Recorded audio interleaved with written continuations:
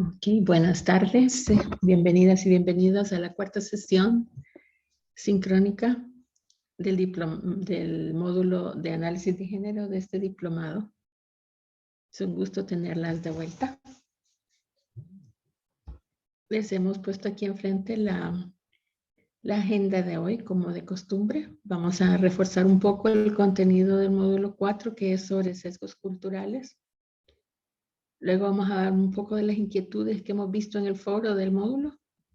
Y luego vamos a tener discusión del estudio de caso. Buenas tardes a todas y a todos. Sí.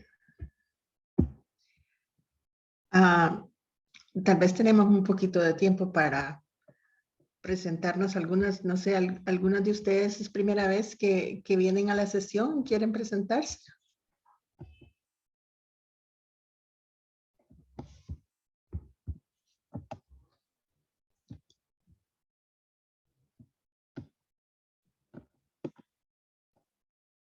Silencio. Ya tenemos 17 personas. Entonces, ¿arrancamos, Ania? Sí, gracias, ya estoy grabando. Ok, bueno. La sesión de hoy ya es el módulo 4, ya empezamos con... esta es la segunda dimensión del análisis de género como tal. La primera era el análisis del marco normativo, que vamos a ver en diferentes momentos. Y esta es la segunda dimensión que lo llamamos sesgos culturales y tiene que ver con los prejuicios culturales, tradiciones, costumbres, todo lo que nos lleva a tener el sexismo y el machismo como costumbres y maneras de vivir. Entonces, en esta sesión de hoy, hay 3 puntos que son importantes de llevarse de la sesión. Una es que tenemos que preguntarnos cuando tenemos un caso de niñas y de niños, o de niños o adolescentes que estamos investigando, queremos saber qué prejuicios de género y de otros factores como condición socioeconómica, identidad de género, raza, etnia, discapacidad, etcétera, ¿qué otros factores están vulnerando los derechos de esta niña y este niño? ¿Cuáles son elementos que tienen que ver con nuestras tradiciones, en nuestra forma de ser, en la forma de ser de las familias en donde estas niñas y niñas estaban, o en las familias a donde los vamos a poner, o las instituciones en donde están siendo resguardados? ¿Cuáles son algunos de los prejuicios discriminatorios que están afectando y causando la vulneración de los derechos? Esa es la primera pregunta que queremos hacernos alrededor de esta dimensión. ¿Cómo lo vamos a investigar? Como ya hemos dicho siempre, lo primero somos nosotros y nosotros mismos. Vamos a ver qué puedo tener yo que esté afectando aquí que ni siquiera me doy cuenta de que estoy siendo prejuiciosa o prejuicioso. Entonces, yo soy la primera persona. Luego tenemos que analizar a la niña o al niño y su entorno, su familia. Y por último, ¿a dónde los vamos a poner? La familia o la comunidad donde van a llegar, también allí, ¿cuál es el entorno cultural? ¿Cuáles son las creencias, las costumbres y cómo van a afectar la vida de esta niña o este niño? ¿Y qué es lo que estamos analizando en términos de sesgos culturales? Ya hemos hablado en términos de género, estamos hablando de los roles y estereotipos de género, ¿verdad? Que tienen su origen en la manera de usar nuestro tiempo, las tareas que nos asignan, cómo vamos a utilizar estas horas. Y hablamos de roles productivos, roles reproductivos, roles sociales, los que tenemos en la comunidad. Hablamos de los estereotipos asignados a mujeres, a hombres, a niñas o niños, dependiendo de su ciclo de edad, cuáles son las expectativas que se tienen del trabajo o del comportamiento, etcétera, que debe de tener una niña o un niño de acuerdo a su sexo y a su edad, según las costumbres que han venido. Y en la realidad, ¿qué es lo que están haciendo estas niñas y estos niños? ¿Cuál es la división de trabajo que tienen en virtud de su sexo y su edad? Y también sus otras características o capacidades. Entonces, son 3 dimensiones muy importantes en el proceso de analizar los sesgos culturales. ¿Hay alguna pregunta en este momento?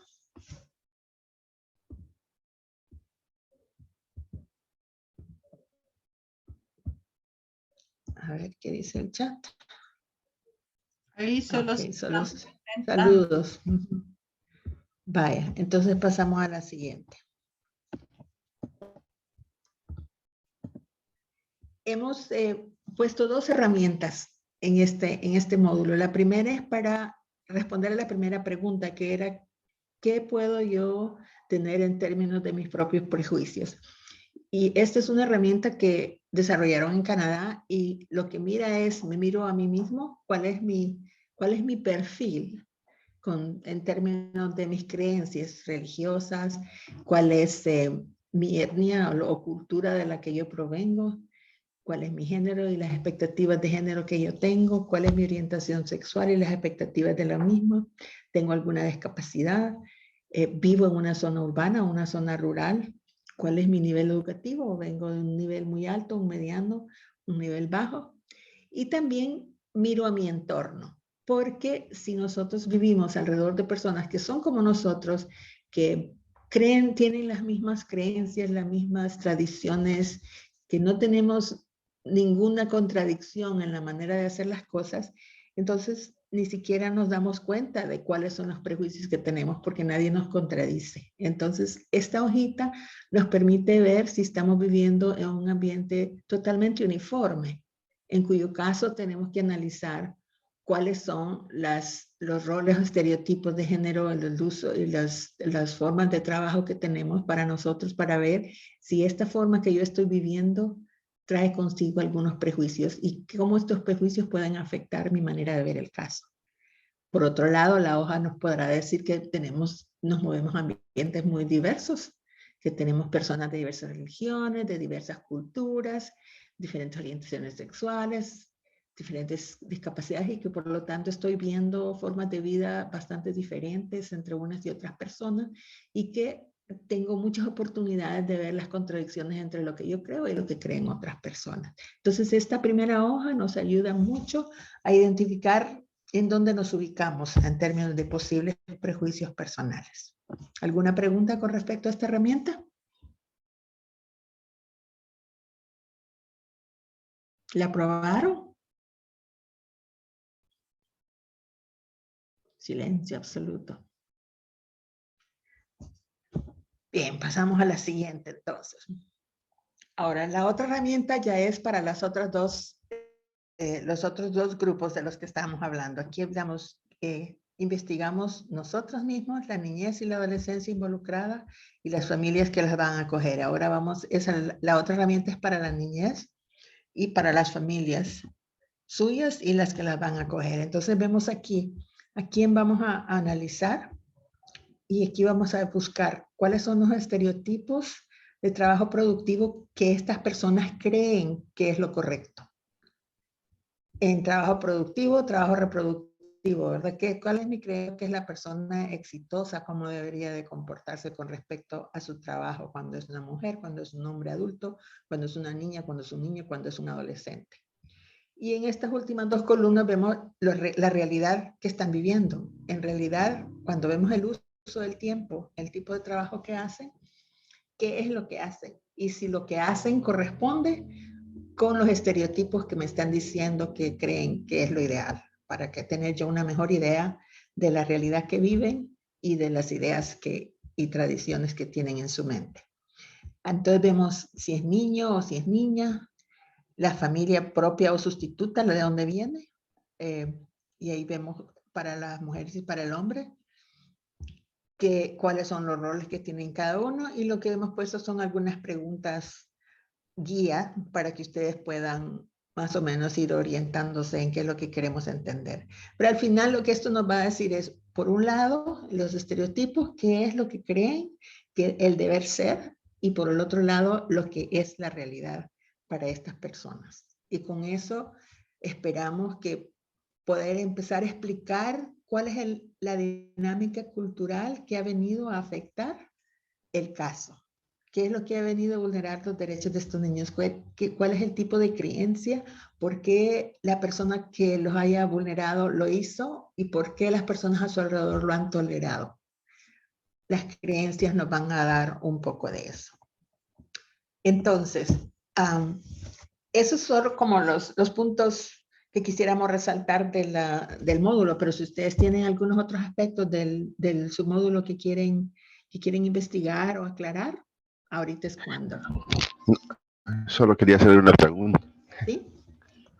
Bueno, lo que pasa es que, bueno, también al ver las herramientas y por lo que estábamos hablando de los sesgos, ¿en qué parte o qué se diferencia con los prejuicios, digamos, que podríamos tener al aplicar estas herramientas?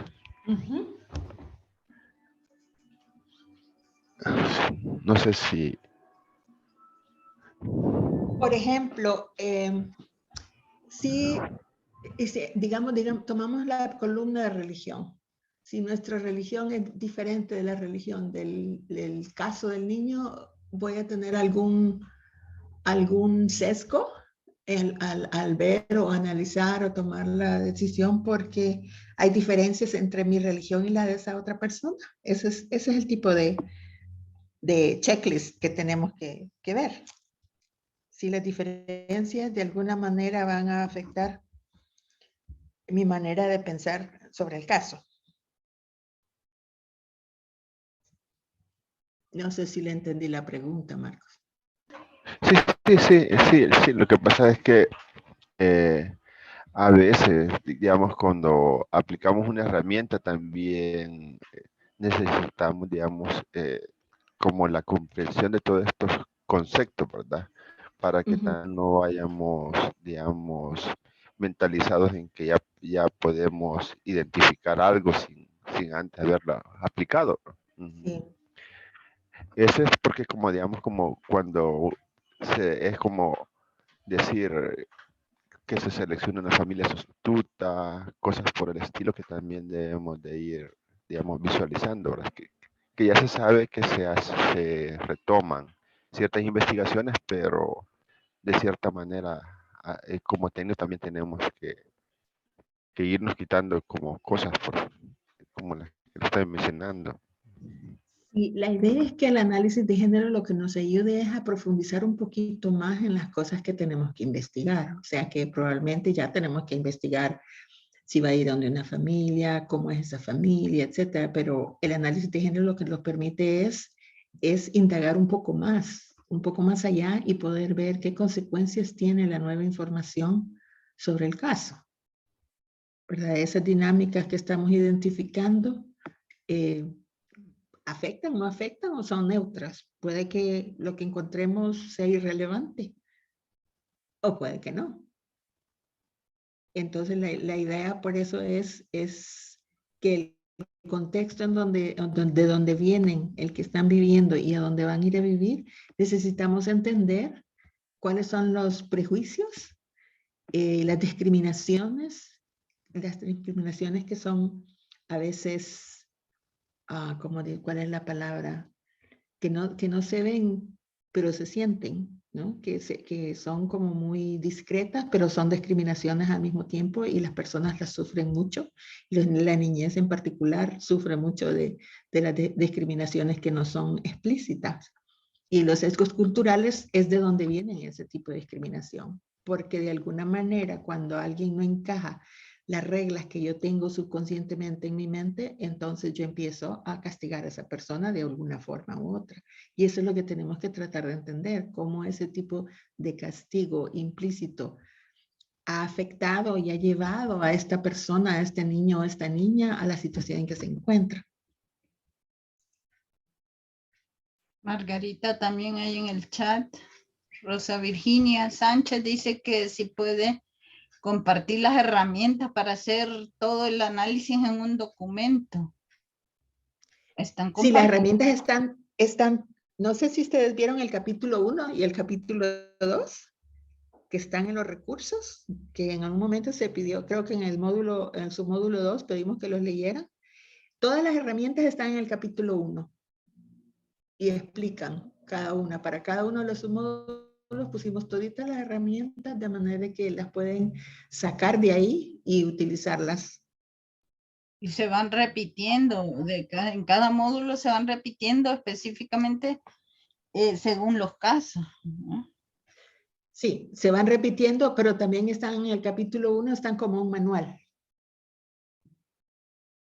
El 1 es un manual con todas las herramientas de las 4 dimensiones de análisis de género. Así que si no lo han leído, les sugiero que lo lean y que lo bajen, porque ahí van a ir encontrando las herramientas en blanco y las explicaciones. ¿Algún otro comentario? Sí, espérame. Dice, Si el sesgo resulta ser negativo, ese, vulneración de derechos sobre la niñez, no se siente perteneciente por parte de la familia, entonces se busca otros familiares para ser removido de ese ambiente, aunque este sesgo sea por parte de los padres.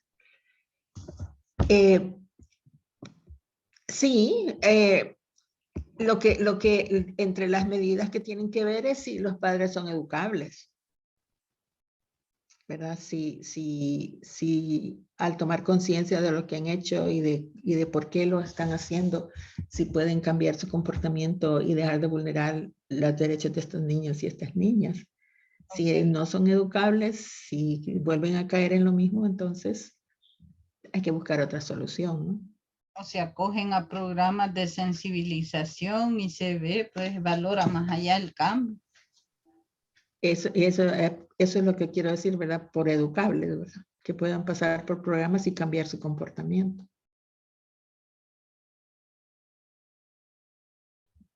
¿Otro comentario? No hay otro en el chat. Quien quiera comentar algo puede abrir su micrófono y levantar la mano para que les podamos ayudar. Recuerden que estas sesiones son especialmente para que ustedes puedan salir de las dudas de cada módulo.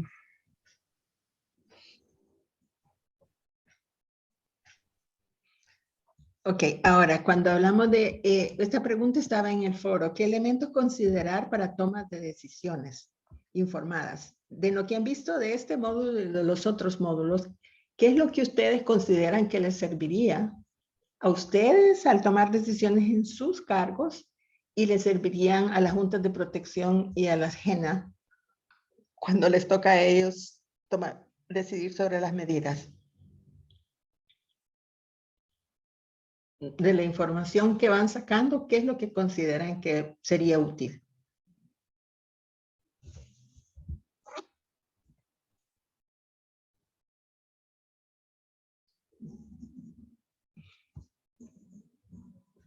Han venido calladas y calladas el día de hoy, Dios mío.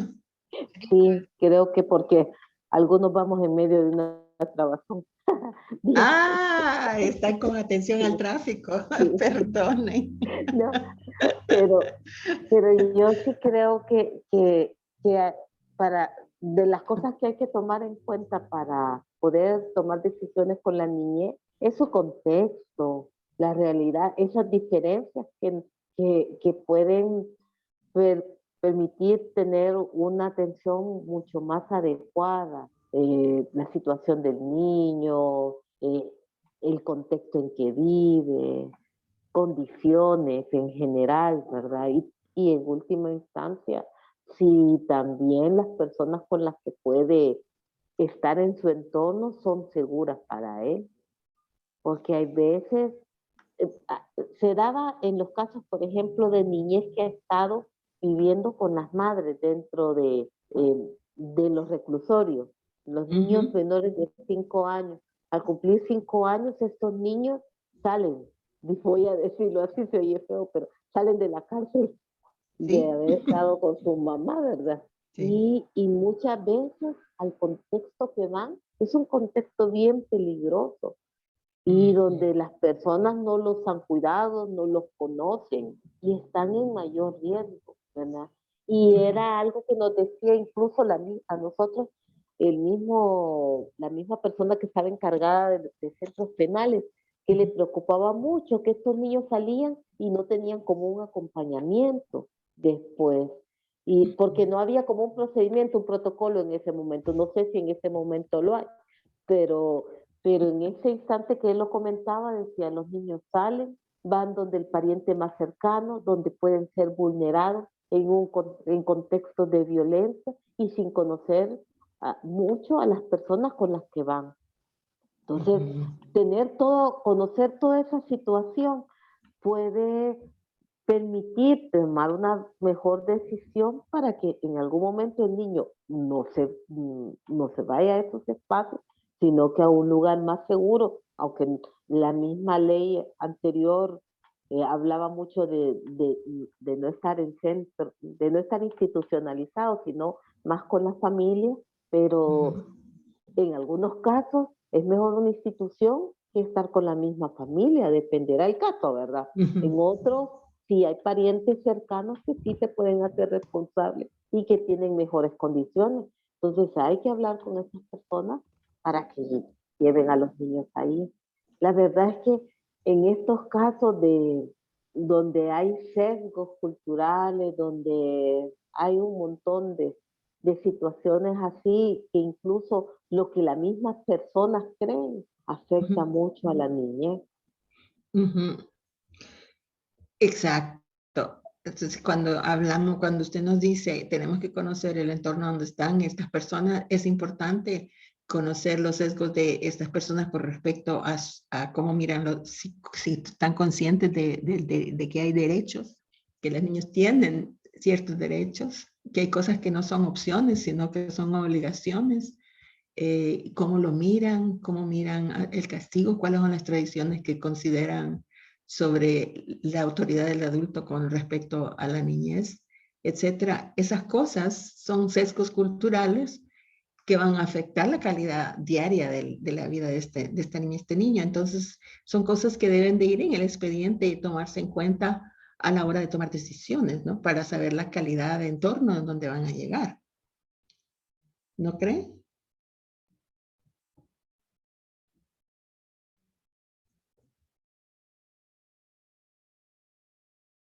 ¿Cómo estos instrumentos que les estamos dando ahorita complementan la información que ustedes en sus trabajos recolectan sobre niñas y niños que están atendiendo? ¿Esto es algo totalmente diferente o es algo que pueden insertar dentro de elementos que ya tienen y que nada más les ayudan a profundizar? Aquí en el chat están escribiendo. Jenny dice tomar en cuenta el tipo de familia al que pertenecen, reconocer el contexto que se está desarrollando, observar el comportamiento de niñas, niños, adolescentes, padres en un sesgo que se marcan dentro de la familia y cómo afecta psicológicamente. Y Marta Julia, al realizar el estudio socioeconómico se ve que en torno a llegar al niño o niña, si su entorno es limpio, el hogar, etcétera, supongo.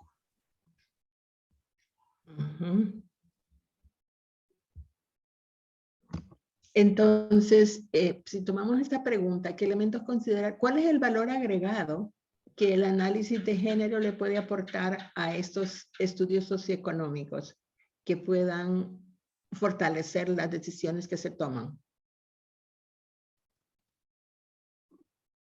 ¿Hay alguno o no vale la pena en realidad estar haciendo esto?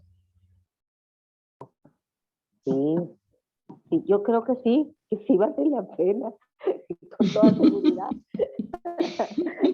Sí, lo que pasa es que mire, yo sigo viendo que y mis respetos con todas las organizaciones que están presentes y con el trabajo que realizan, que las conozco a muchas de las instituciones y sé que hacen un trabajo muy valioso. Pero hay veces nos dejamos llevar solo por un protocolo. Estandarizamos. Yo siento que cuando vemos estos procesos como, este es mi protocolo, esto lo voy a seguir, y este es o sea, si está en esta situación, entonces sí, si yo veo tan estándar las cosas, se me olvida que el niño y la niña son sujetos de derechos y que tengo que tener una mirada diferente. Entonces yo creo que todo lo que estamos viendo del análisis de género ahorita nos hace caer en la cuenta de que la persona con la que vamos, a quien vamos a darle servicio, que la persona con la que estamos tratando es eso, una persona, un ser humano con derechos, y que tengo que verlo así, y tengo que ver toda su diferencia con otros, aunque vivan en la misma colonia, incluso aunque sean hermanos, son diferentes, ¿verdad? Entonces, esa atención tiene que ser diferenciada, porque hay algunos casos de vulneraciones de derechos donde los niños bueno, no sé si en el país, yo creo que en el país alguna vez lo han hecho, pero se les pregunta a los niños con quiénes quieren irse, y aunque vivan, sean hermanitos, ambos hermanos expresan cosas diferentes. Puede ser que uno diga, yo quiero irme con mi mamá, yo te diga, no, yo me quiero ir con mi papá, y expresen por qué. Y es bueno escuchar a los niños, tomar en cuenta sus opiniones. Eso es algo que yo siento que en el país, y aquí voy a hacer un sesgo cultural, voy a decirlo yo, porque yo tengo la idea de que en el país no escuchamos a los niños. No, creemos que no son lo suficientemente maduros para expresar. Y yo creo que los niños pueden expresarse aún desde la primera infancia. Pueden decir lo que quieren y lo que no quieren, lo que les gusta y lo que no les gusta. Y lo pueden decir tan sencillo que como no me pongo ese vestido porque pica, o porque el color no me luce. Y uno dice, ay, pero ¿y eso qué? Nada, nos está dando su opinión, pero no les escuchamos. Entonces decimos, yo he oído tanta madre de familia hablar mal de las leyes, porque dicen, es que hoy, bueno, con la Betina hablaba, decían tanta cosa, porque decían, hoy ya perdimos autoridad. Como adultos. Sí. Abra de nuevo su micrófono, porfa, porque por silenciar otro, silencié el de ella. Perdón. Ya ni sé en qué me quedé. Que las personas sienten que les han quitado autoridad en las nuevas leyes. Sí, con las leyes, y a veces no es que se les haya quitado autoridad en ningún momento, es que se sigue hablando que el castigo no es la mejor forma.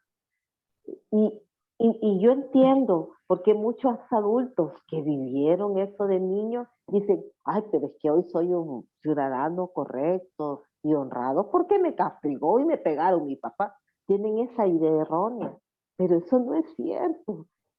Y mucha gente, y voy a decir algo que tal vez no lo debería decir estando en el teléfono, pero mucha gente hoy en el estado de excepción desde que comenzó a tener enorme sesgo con los adolescentes, un enorme sesgo de que sí son mareros, sí son violentos, sí tienen que estar en la cárcel. Mucha de nuestra población se ha expresado así, y es increíble que cuando algunos de nosotros venimos y le decimos que usted no puede generalizar, se llena una cantidad de ataques y de violencia contra una persona que diga no estoy de acuerdo, porque generalicen y traten a todos los chicos de la misma forma. Sí, se dan cuenta cómo vamos creando estereotipos, ¿verdad? Sí, sí. Ay, perdón que dije que no lo podía decir en No, sí, pero sí, es un estereotipo que se ha incrementado aún más. O sea, que ya venía desde la ley de las pandillas hace más de una década, creándose ese estereotipo de las personas jóvenes, de los adolescentes y de los jóvenes, pero ahora está como más consolidado, ¿no? Sí, y mire, he escuchado unas cosas tan crueles, gente adulta decir, y es que aquí deberíamos de hacer como en Honduras, que le prendieron fuego a las cárceles. ¿Cómo una persona puede expresarse así y decirlo públicamente? Porque es que perdemos nuestra humanidad, perdemos la lucha de por qué tenemos derecho y de por qué somos mejores. Pero la vamos perdiendo cuando nos expresamos de esa manera. Y cuando hablamos de los jóvenes, sí, muchos de estos jóvenes son productos de nosotros, de nuestros malos tratos como adultos, de no tener la confianza con ellos. y después les echamos siempre la culpa a ellos. Sí. Entonces, creo que a nosotros, los salvadoreños y las salvadoreñas, muchas veces nos falta poner en remojo nuestras barbas, como dicen ahí, y darnos cuenta que también lo que estamos viviendo es mucho fruto de situaciones que en el pasado se tuvieron que haber tratado. Y no estoy hablando de ser más violentos o de las manos duras, o no estoy hablando de nada de eso, estoy hablando de tener una atención psicológica más adecuada, posguerra, de tener una formación a familia desde antes, no de ver a la familia como la que se llega a la escuela y a solo molestar, como todavía muchos maestros lo expresan, que la familia no les ayuda. Y no es eso. Creo que tenemos que trabajar fuertemente con la familia para cambiar esta situación, pero también darnos cuenta que ante lo que estamos viviendo necesitamos programas, pero no programas punitivos que los dañen, sino programas que trabajen más con la niñez y que puedan generar, porque al final son siempre ciudadanos de este país y este país tiene que hacer algo por ellos. Muy bien, Bueno, muchas ya me voy gracias. a callar. Gracias, Rosavinia, muy buena reflexión. María de los Ángeles Menéndez. Buenas noches. Buenas Fíjense que al incluir todas las herramientas que ustedes nos han dado, pues yo que soy técnico de seguimiento de medidas, nosotros prácticamente somos como los ojos de los tomadores de decisiones, porque como nosotros supervisamos y vemos muchas situaciones que a veces está, aparte de la vulneración que ha recibido el niño en el lugar donde estaba y a donde lo han colocado, el ambiente que tiene, los informes, entre más robustos o tengan más información, les sirven también para lograr hacer a veces planes para trabajar con la familia. No es solo colocar la medida, sino que mediante seguimientos uno va descubriendo que al niño le puede tener alguna dificultad en la parte educativa, ya sea por alguna situación que sea neurológica, que el niño pueda estar pasando algún tipo de acoso como decíamos, por las inclinaciones que tenga él, por las situaciones de género. Todas las herramientas nos ayudan para poder hacer un informe que sea como más explícito para que el tomador de justicia pueda ser, digamos, para que él pueda tener una decisión más clara de lo que él va a decidir acerca de la medida que tiene el niño. Entonces estas herramientas son importantes. Por lo menos ahora, fíjense que tuvimos una reunión, porque se va a trabajar con una familia, entonces ya tenemos que hacer como un esbozo más grande, tenemos que intervenir con un plan donde se considere las creencias, donde se considere todo lo que es aparte de la familia, todo lo que él cree, todo lo que él vive, todo. Entonces es un plan que tiene que ser muy empático a la realidad que tiene el niño en este momento. Entonces sí creo que es importante este tipo de herramientas para poder robustecer los informes que se les mandan a las entidades. Entonces, en lo que usted está diciéndonos es bien importante la parte de documentar y de incluir todo lo que van encontrando en los expedientes que van pasando a los tomadores de decisiones, entonces, ¿sí? Sí, le voy a poner un ejemplo. Yo soy de la parte educativa. Yo me encargo de verificar lo que es la parte escolar del niño y sobre mi trabajo técnico, a veces les pongo pruebas sencillas de lectura, de escritura y todo eso. Entonces, en una situación tan fácil de ver la postura y cómo toma el lápiz el niño, uno ya empieza a detectar ciertas situaciones de algo que lo informa, entonces ya va, que hace los números al revés, que hace, que cómo es el contexto de la escuela, ese tipo de información, si se le informa a los jueces, ellos mandan a hacer exámenes y todo eso. Por lo menos la investigación que hice de lo educativo ha servido en este momento para que el niño le hayan hecho un examen neurológico. Excelente. Y le hicieron le han hecho como un examen neurológico y le han dado un diagnóstico, ¿verdad?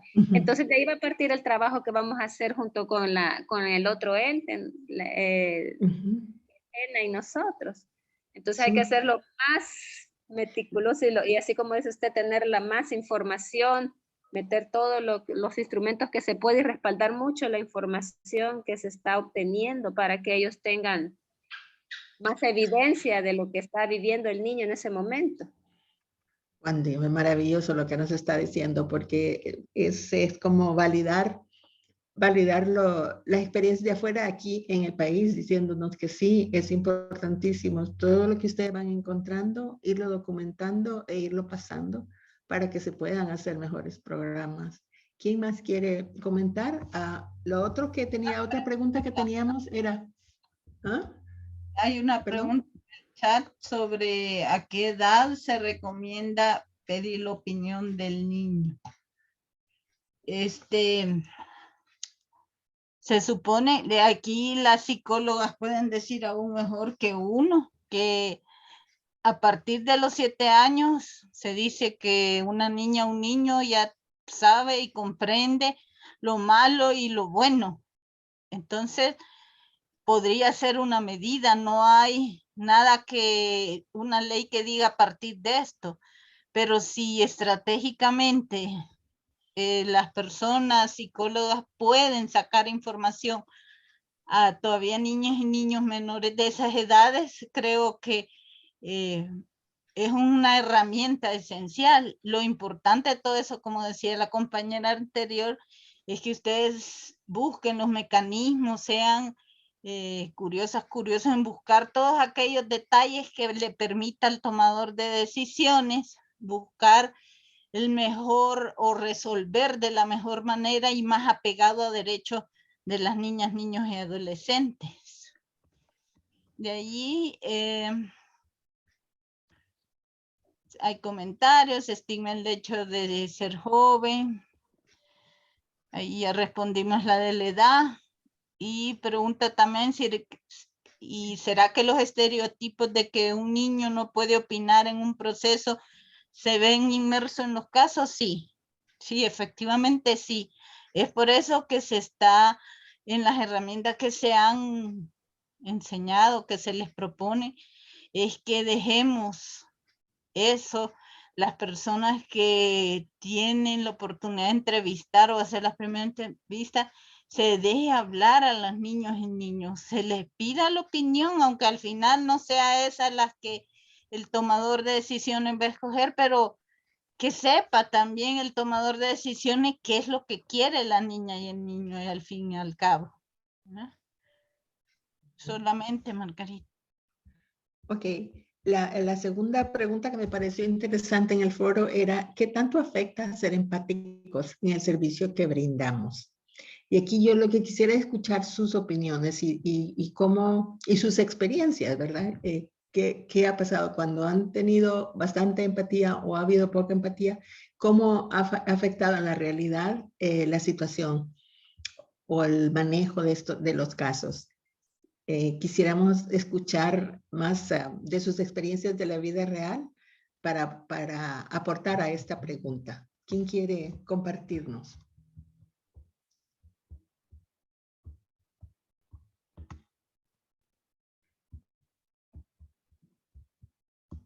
¿Quién se anima? ¿Quién es una persona bastante empática y qué tal le ha ido? ¿Y quién es otra persona que prefiere mantenerse más reservada y cómo ha sido la experiencia? ¿Sí? ¿Se anima María Los Ángeles? Fíjese que hace unos años yo recibí una capacitación que era era del cuidado sensible y respetuoso en los niños de primera infancia. Y a nosotros nos enseñaron sobre el amor profesional, que se deriva de tener la empatía con el niño, más no tratar de ser sus salvadores, nos decían a nosotros, sino que darle las herramientas necesarias a su alrededor y a su familia para que cojan al niño y lo puedan sacar adelante, integrarse él en la familia, sentirse pertenente. la empatía nos sirve más que todo para poder, pero una empatía así profesional, ¿verdad? Para poder darle las mejores herramientas a la familia y apoyar al niño para hacer las cosas. Si yo no, en algún grado tendríamos que ser empáticos porque si no haría mi trabajo solo por un sueldo, ¿verdad? Sí. Sino que tiene que ser un poco pensando uno, la empatía tiene que ser pensando en el bienestar del niño, pensando en lo que él quiere, en lo que él desea y en lo que se le puede apoyar. Es bien difícil no ser empáticos, porque si no, entonces solo trabajaríamos por un salario, que no sería lo correcto, pues, sino que es un poco, hay que meterle un poco de vocación en lo que hace uno. Y pensar que si no somos nosotros quienes los vamos a ayudar, que somos como los entes de ayuda, pues, ¿quién más, verdad? Sí. ¿Quién más? Si ellos han sido vulnerados por las personas que tendrían que haber sido los que le ayudan. Sí, es muy difícil no tener empatía, pero es una empatía profesional que debe tener uno. No es que vamos a ser los salvadores de ellos. Eso sí nos remarcaron a nosotros en esa capacitación. Nos decían que no hay que ponernos la capa de Superman y los vamos a ir a rescatar. Eso sí nos hicieron ver bien remarcado eso, sino que es una empatía profesional que se tiene. Es hacer bien su trabajo con corazón. Sí. Pero el trabajo, hay que ponerse los límites. Me imagino que no es fácil mantener esos límites. Es con límites, porque si no, entonces ahí va nuestra salud mental también. Quizás a eso, perdón, a eso se refiere Sandra Bautista cuando en su comentario dice que ella hizo la pregunta en el foro porque muchas veces dice al ser empático nos carga más. Supongo que se refería a eso o que ella misma nos explique a qué se refiere con el ser empáticos nos carga más.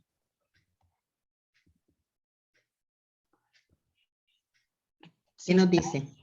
Sandra Bautista, si está ahí, ¿a qué se refería con el ser empático nos carga más?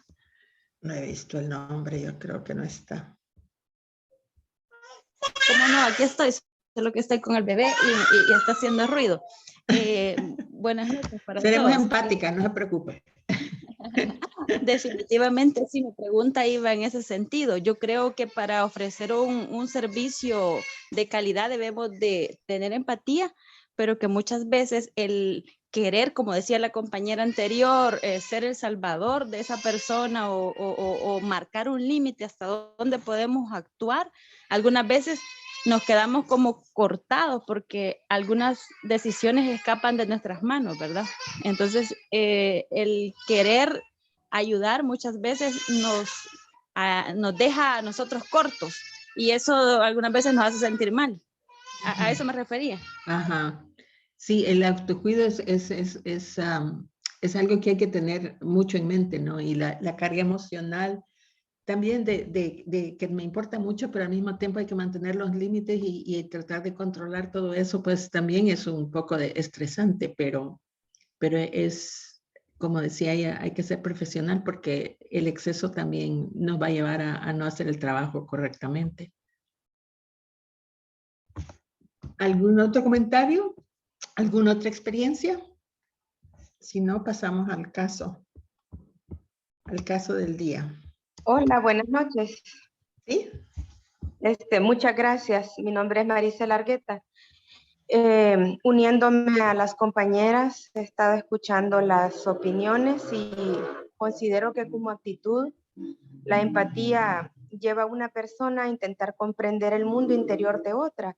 En este caso, nosotras como profesionales, comprender no solo el mundo interior, sino que también sus emociones y los significados que las experiencias pues adquieren para ella, ¿verdad? Soy trabajadora social y la empatía para nosotros en nuestro campo tiene una importante, digamos, sí, importancia primordial, porque sobre ella se sostiene el vínculo con el usuario y eso posibilita ser más, digamos, dimensionar en cuanto a sensibilización, comprensión o tener la capacidad de darnos cuenta que estamos trabajando con personas que tienen sentimientos, pensamientos o que tienen experiencias o significados, ¿verdad? De otra persona sin que estos sentimientos, pensamientos o experiencias hayan sido necesariamente comunicados de manera objetiva o explícita. Entonces siento que de esta forma la empatía se comporta, digamos, como un tejido conector de una buena relación. Al momento de hacer el rapport con el usuario, creamos una conexión y nos facilita también el desarrollo de la confianza con el usuario. Nos permite acogerlos como propios, con nuestros sentimientos y pensamientos. Ahí es donde dice la compañera del desgaste, ¿verdad? Establecer esa relación empática con alguien parece algo bastante natural, cotidiano y simple, pero en realidad se traduce, digamos que en un complejo circuito cerebral. Y estábamos viendo en el primer módulo, ¿verdad? La importancia de asentar en las neuronas espejo, creado a partir de miles de años de evolución. Entonces, la empatía es ese resultado del éxito evolutivo. Y siento que es clave para el desarrollo de todos los seres vivos. Entonces, eso al final, en las visitas domiciliarias, en el campo, posibilita que las personas puedan relacionarse con nosotras como profesionales al momento de hacer digamos, esas entrevistas a profundidad y esas visitas al domicilio, porque nosotras las trabajadoras sociales somos las primeras que llegamos a conocer la dura y cruda realidad que viven nuestros niños, niñas y adolescentes del Salvador. Ahí andamos luchando, queriéndolos incorporar a programas que muchas veces en algunas instancias solo son insignias, o están ahí las unidades con nombres bellas, pero adentro es una bodega, porque no funcionan, ni las unidades ni tampoco los programas. Entonces es bien delicado lo que estoy diciendo, pero es una situación bastante difícil para el profesional que quiere, digamos, tocar estos programas que tienen ejes o componentes de protección a la niñez, y muchas veces venimos de campo, de visitas institucionales frustradas porque tal programa tan hermoso como suena no existe. Entonces es ahí donde uno dice, ¿y la empatía? ¿A dónde queda ponerme en los zapatos de esta familia? ¿Cómo hago para incorporar a esta familia, a este grupo, a un programa que pueda fortalecerlo, ¿verdad? Y que pueda al final, digamos, subsanar lo que dio, no, lo que, digamos, lo que dio origen a la medida, ¿verdad? ¿Cómo logramos que esta familia pueda transformarse esa realidad por la cual su niño o su niña ya no está con esa familia y se fue para una institución? Ok, está en una institución con medio acogimiento institucional, hay que hacer el reintegro, pero ¿quién va a trabajar con la familia de origen? Entonces, es bien complicado en la práctica poder hacer este tipo de situación, ¿verdad? Ser empático, ponerse en el lugar de esta familia.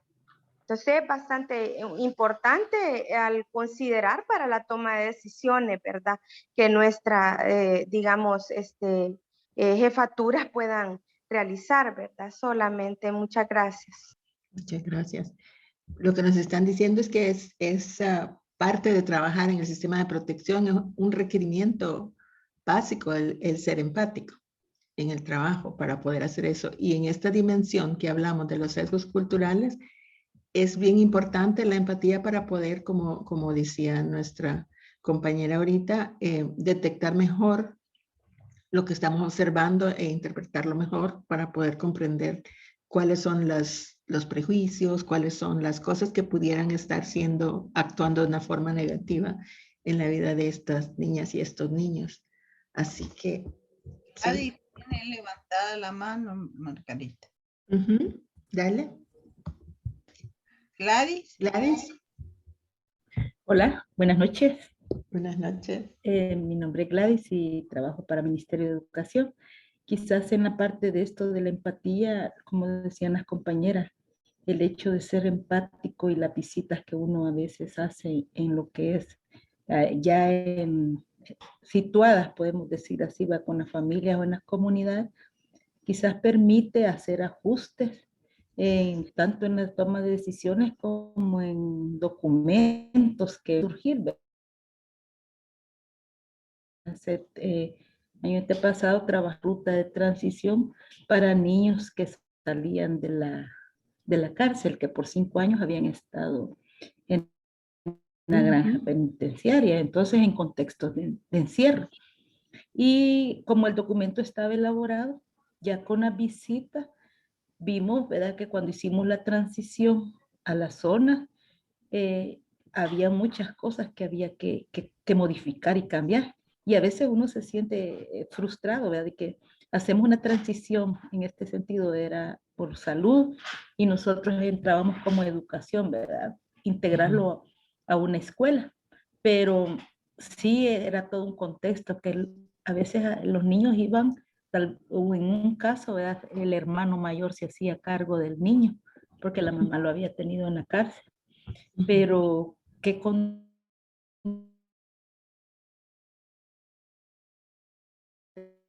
de salud y también condiciones económicas y el área de riesgo que también llegaba el niño. Pero con este trabajo que se hizo y era de forma institucional, se pudieron hacer ajustes a esta transición. Así que el ser empático, el ponernos, ¿verdad?, digamos, en los zapatos de otro, y en este caso de la familia y de los niños, ¿verdad?, que no tenían las condiciones para estar en su misma familia, nos sirvió para hacer ajustes a ese documento de ruta de transición. Es como una experiencia. Sí, muy importante estas prácticas. ¿Bien, alguien más? Hay comentarios en el chat. Lilian Benítez dice que la empatía nos ayuda a prestar atención y mostrar interés en el usuario. Y esto facilita nuestro trabajo para que niñas, niños y adolescentes nos dé confianza y poder buscar mejor alternativas según el caso. Soraya dice, considero que muchas veces nos quedamos con la definición de empatía, ponerse en los zapatos de otra persona. Sin embargo, más que eso, la empatía radica en respetar la historia personal de la niñez y adolescencia. Es básica en la intervención. Rosangélica, la empatía es muy importante para comprender de mejor forma el sentir, pensar de cada persona. Nos posibilita ahondar más en cada caso y de esta forma buscar las medidas o acciones acorde a las realidades y necesidades de cada niña, niño y adolescente. Beatriz, los trabajadores sociales son los ojos de las instituciones porque son estos profesionales quienes hacen las visitas de campo. La institución llega hasta la casa del usuario por medio de equipos multidisciplinarios. Alba García, en mi opinión, a través de la empatía se puede solventar diferentes situaciones en favor de niñas, niños, adolescentes, e incluso esta puede contribuir al retiro de sesgos que se tengan como servidores, servidoras públicas, públicos. María Sarabia, debemos ser empáticos para que la persona se sienta con seguridad, confianza, pero también debemos de autocuidarnos para no tomar los casos personales, ya que de alguna medida podemos sufrir impotencia. Solamente. Excelente. Estamos teniendo una buena sesión. Bueno, vamos a pasar entonces ahora al caso 2. Este es un caso de la vida real que nos compartió una de las juezas en la edición pasada. Así que vamos a ver cómo nos va. En la edición pasada alguien hizo este comentario y nos pareció una interesante reflexión en donde decía, a ver, ¿quién quiere leer la reflexión? Déjeme ponerla en grande aquí. ¿Quién quiere leer esta reflexión de una de las compañeras de la edición pasada? Hola. ¿Sí? Dice, estoy convencida que estos temas nuevamente ponen de manifiesto que somos un producto sin acabar, que reflejamos lo vivido y aprendido, porque también somos fruto de nuestra propia historia y contexto, replicándolos continuamente casi por inercia. Ahora, solo quisiera tener la fórmula para indicarle al cerebro que haremos otra ruta de análisis tendremos otros ojos que perciban la realidad bajo otras reglas. La gran pregunta, ¿cómo se hace eso?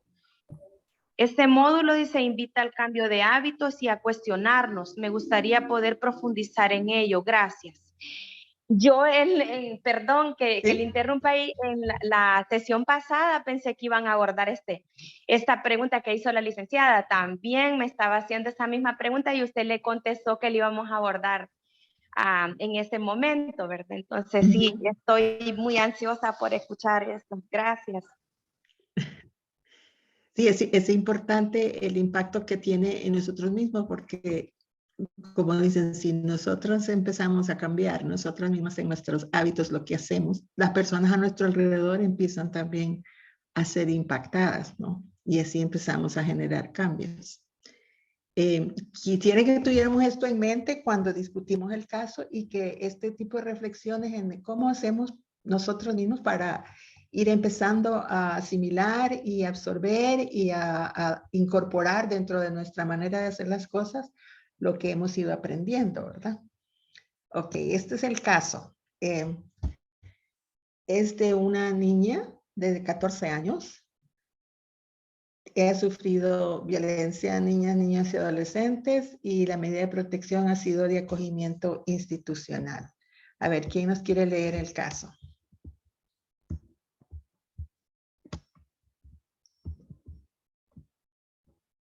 ¿Voluntario?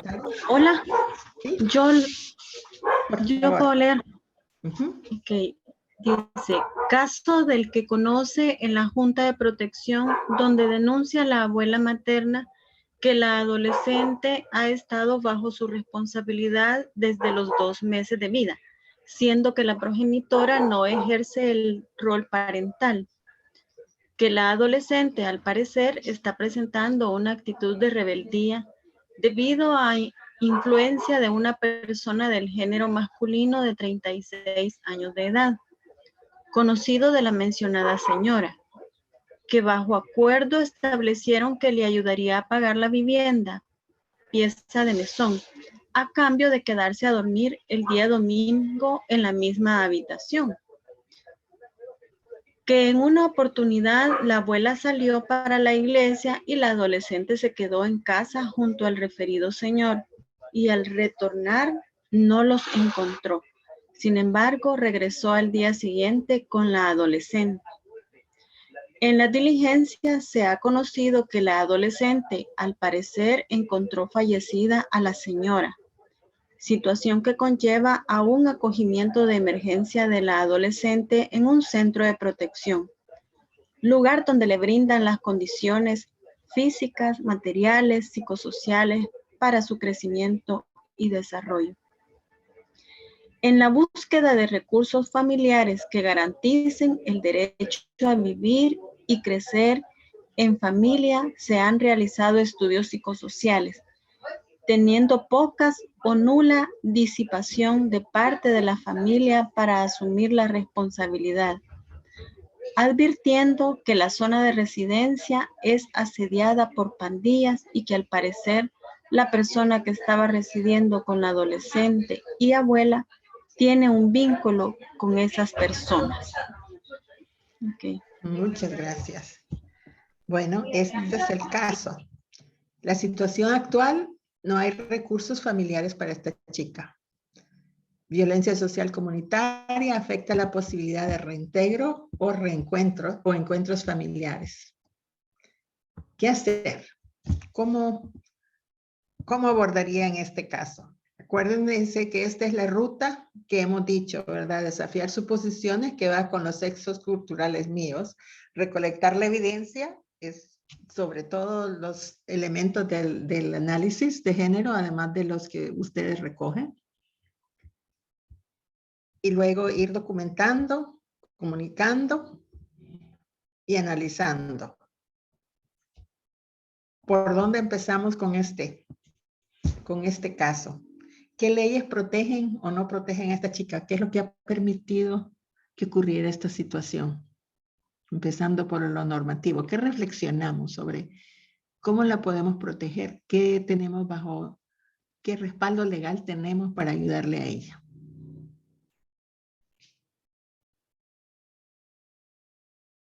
Buenas noches a todos y todas. Desde mi Buenas noches. punto de vista, la Convención sobre los Derechos del Niño recoge el marco jurídico internacional, que lo volvemos también nacional, para poder establecer parámetros de protección para los niños y las niñas. Aún vigente también la Ley de Protección Integral, conocida como LEPINA. Y creería que primero escucharla para que ella misma nos comente si podría haber familia extensa, y en todo caso, de no existir una familia extensa, poder llegar quizás a una modalidad alternativa de cuidado. Podría ser una familia sustituta. Entonces, ir trabajando de la mano del adolescente y de la familia, si es que se ubicara, para poder pensar en no mantener la medida por tanto tiempo de institucionalidad. Ujú. ¿Y cuáles son los derechos que usted cree que fueron vulnerados aquí en el caso de esta chica? Bueno, se identifica un presunto agresor, ¿verdad? Por lo que podemos plantear, desde ahí comienza la serie de vulneraciones. No veo la parte del padre, madre o de un responsable, solo la abuela que falleció. También estaban vulnerados esos derechos. Ujú. Cuando ustedes nos ponen a trabajar en el diplomado, también nos identifican cuáles quizás perfiles son como los más altos, y dentro de ellos sale el tema del abandono. Ujú. Y es algo que también se puede identificar en adolescentes. Bueno, no se habla de padre y madre si murieron, pero pensaría que quizás no ejercieron, ¿verdad? Una maternidad, una paternidad responsable.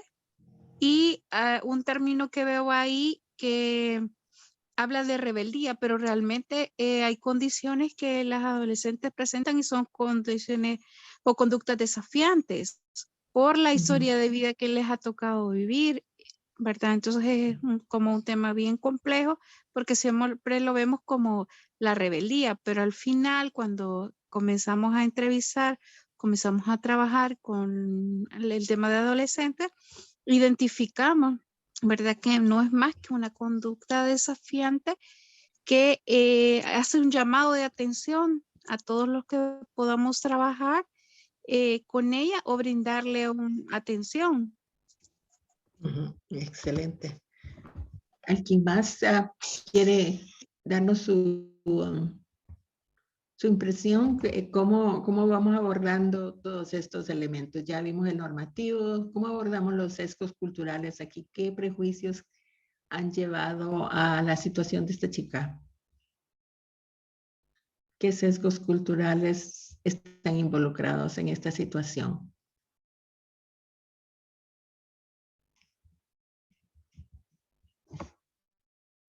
¿Quieren regresamos al caso?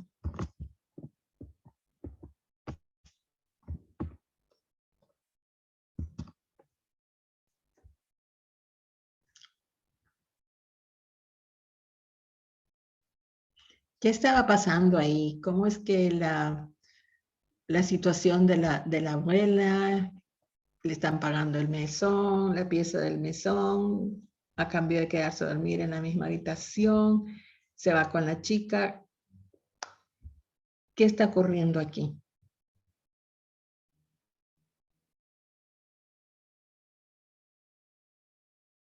Quizás nada más agregar que también está el Código Penal, el procesal penal, ¿verdad? Por esas vulneraciones de derechos que hay que, bueno, se tuvo que haber denunciado en su momento, y también lo relacionamos con la ley.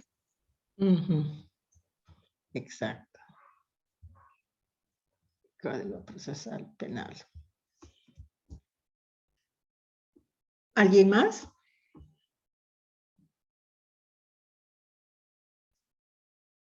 ¿Han visto casos similares? O sea, este no es un caso que nos inventamos, es un caso de la vida real.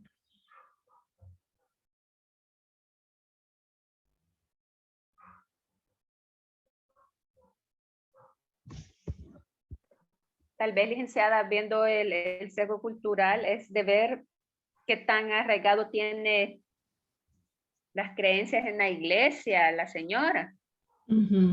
Porque a veces las personas, en el caso de ella que la dejó abandonada, ¿verdad? Y se fue con el señor, pues hay personas que dedican más tiempo a la iglesia que a su familiar, que son de los que, pero me refiero a conductas que son así muy ortodoxas, muy ortodoxas en el sentido de asistir a la iglesia y creencias ortodoxas que tienen. Quizás eso podría ser un sesgo en una investigación de investigar cuál es el tipo de creencias que tiene la señora, de igual manera por qué fue abandonada la niña, la adolescente, por qué fue abandonada, dónde están sus padres, qué pensaron ellos, porque a veces también está lo que es, ella sí fue producto de alguna, digamos, violación por su mamá, o fue producto de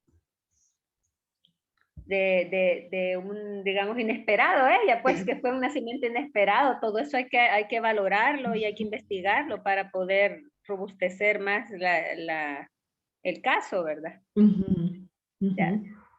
Sí, gracias. Hay bastante, creo, en lo de sesgos culturales, pensando en cuáles son las condiciones alrededor de ella que llevaron a que tuviera este tipo de vida y este tipo de desenlace, ¿no?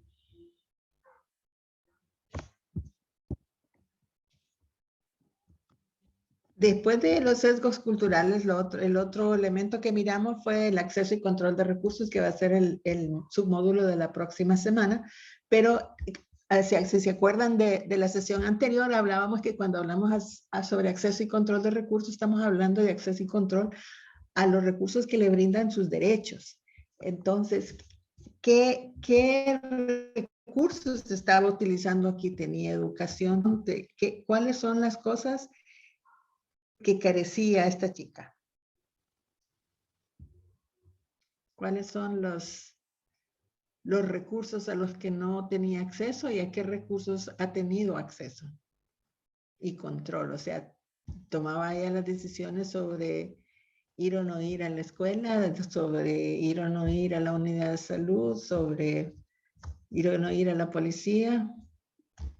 ¿Qué piensan?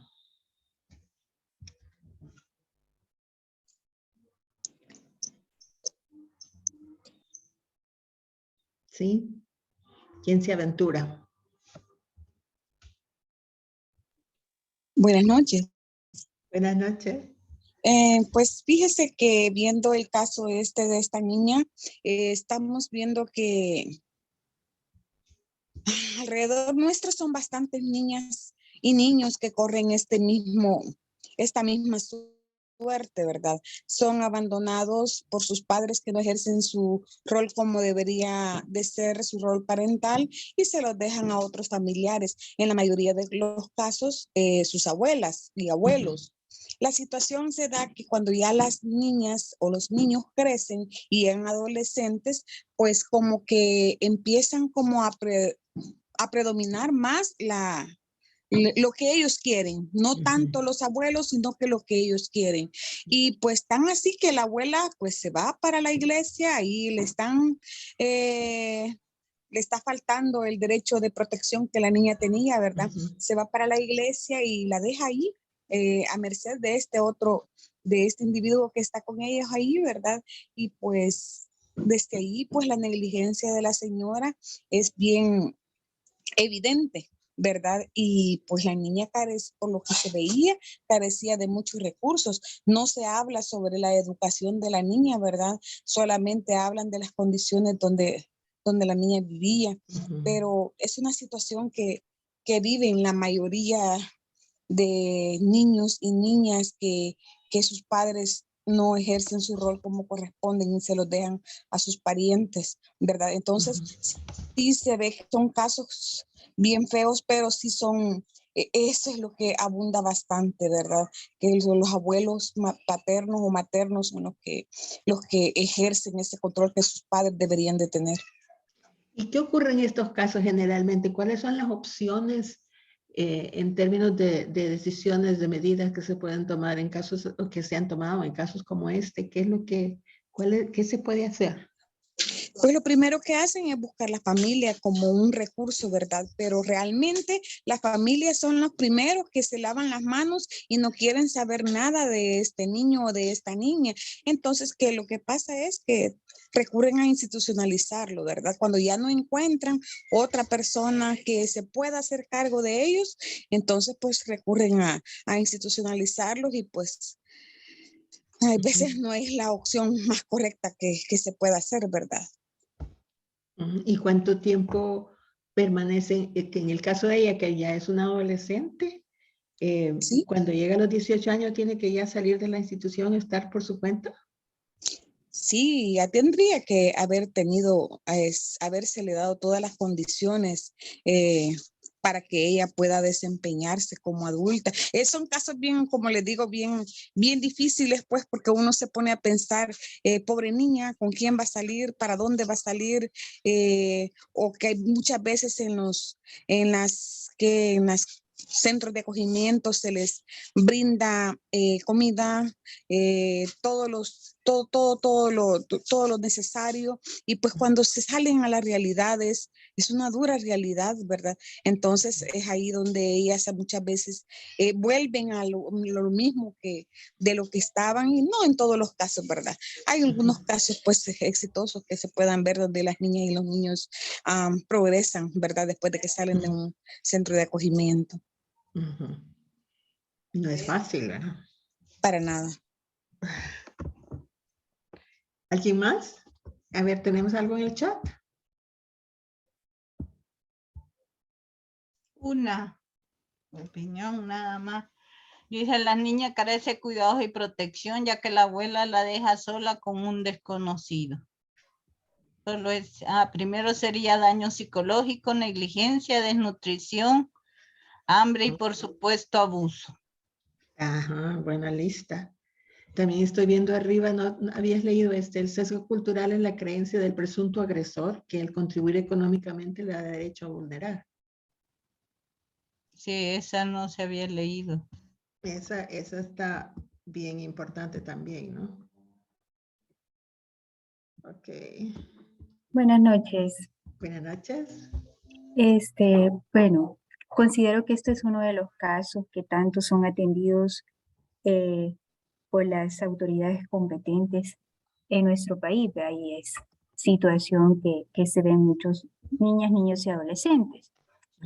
Principalmente acá, en este caso, considero que puede ser hasta víctima de explotación, ¿verdad? Porque desde el momento en que a cambio de la niña le van a ayudar a pagar una pieza de mesón, ahí deja entrever muchos aspectos de vulneración y queda en evidencia toda la extrema pobreza que pueda vivir la niña o adolescente, y en ese caso estaría vulnerándosele todos los derechos, ¿verdad? Desde la poca información que se ve en el caso. Por ejemplo, a educación, salud, resumiéndose todo en la dignificación de la niña o adolescente. Seguidamente, la situación de muchas familias, en este caso, en la realidad salvadoreña, donde las abuelas son las responsables de los nietos, ¿verdad? Porque los padres no se han hecho responsables por X o Y motivo que provoca tantas vulneraciones en los niños y las niñas. Podría ser un sesgo cultural en cuanto a lo que mencionaban de la iglesia, pero también podría ser que, o sea, hay tanto que suponer en este caso, ¿verdad?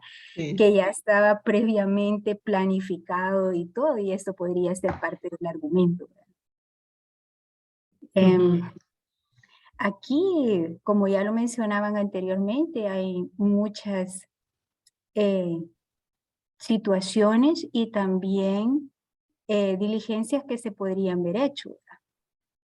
O buscar otras, búsqueda de recursos también que garanticen todos los derechos de la niña desde búsqueda de una familia sustituta hasta el acogimiento al que han llegado, ¿verdad? Pero ahí habría que ver también qué garantías tiene dentro del centro de acogimiento, porque la edad tampoco la veo, y hay adolescentes que llegan de 17 años a los centros de protección y poco se puede hacer con ellos antes que cumplen los 18 años, ¿verdad? Y luego ya quedan totalmente desprotegidos por el sistema. Ahí dependerá de las instituciones qué programas tienen de apoyo a los jóvenes mayores de 18 años. Right. Sí. Muchísimas gracias. ¿Alguien más? Escuchemos de otras experiencias. En el chat. Chat. Hablan dice, con las personas adolescentes cuando no ha habido vínculos afectivos con la familia extensa, no quiere asumir la responsabilidad porque dicen que tienen mañas, y las personas participantes en ese foro preguntémonos si sería alternativas familiares de un adolescente cuando no hemos tenido afectos significativos. El sesgo cultural es también de la abuela, el permitir la vulneración de derechos del adolescente por el agresor por aportar económicamente. Sí, hay culturas en otras partes en donde eso es casi como una costumbre. Encontrarle la persona, el caballero que va a sostener los gastos de la joven. En otros países hemos visto eso como una costumbre aceptada. Aquí no he oído en ese grado, pero en otras partes sí he oído que ocurre. De esto que están comentando ahorita, hace algunos años teníamos un proyecto en un centro escolar con tutores estudiantiles y había una niña de 18, creo que eran 14 años o 13 años que tenía, y era tutora de otros estudiantes muy buena, iba a pasar a 8º grado. Y el siguiente año que llegamos, la niña no asistió, ya no asistía. Y cuando preguntamos, lo que nos dijo la maestra es que la niña se había acompañado. Estoy hablando ya de hace varios años. No, ya ahorita está prohibido el matrimonio adolescente, pero hace varios años no. Y la maestra nos comentaba eso, que la niña se había acompañado, que la mamá se la había dado a un señor para evitar que se muriera de hambre. Y eso fue todo. Y con el que había acompañado tenía casi 48 años, o sea, le educaba muchas veces la edad y tenía hijos mucho mayores que la niña. Y la niña había dado a servir a los hijos y al señor. Entonces había un riesgo de vulneración de derechos. Aparte de que había un delito porque ella era una menor de edad. Sí. Pero en ese entonces, así, porque ya fue hace muchos años, la única respuesta es que la mamá se le había dado al señor, pues sí, porque era una boca menos en la casa y así no se iba a morir ya. Esa fue la respuesta. Entonces, aunque creamos que también no se da tanto aquí, todavía mucha gente en la parte rural sigue pensando que esa es una forma de garantizarle la vida a sus hijos, de que no se mueran de hambre, y mejor que se vayan con alguien que les puede dar de comer. Cierto. Fue un cambio tan duro para nosotros, sobre todo porque la niña educativamente despuntaba maravilla, y se quiso ir a hablar en aquel entonces con la pareja para que la dejara ir a la escuela y no quiso el señor. Entonces ya no pudimos hacer mayor cosa en aquel entonces, ¿verdad? Creo que si en ese entonces hubiera estado tal vez las leyes, la Lepina o algo en ese entonces, creo que un par de años después salió, tal vez hubiéramos podido tomar mayor medidas. pero cuando se dio, quedó la vida y ya nadie, y no volvió a la niña a la escuela. Sí. Es cierto que eso se escucha también bastante en las zonas rurales, ¿no? Donde hay mucha pobreza. Sí. Muchas gracias. ¿Alguien más? Hola. ¿Sí? Sí, estaba tratando de analizar, y cuando se da las relaciones de confianza, bueno, dentro de las relaciones de confianza, puede haber abuso de poder, ¿verdad? Y desde esta posición, la abuela recibe pagos y a eso se le conoce como trata de personas. Entonces ella la está tratando, en este caso, a la nieta. En el marco, digamos, normativo, pues analizar todo el corpus juris, ¿verdad? Que hablan tanto los abogados y nos capacitan.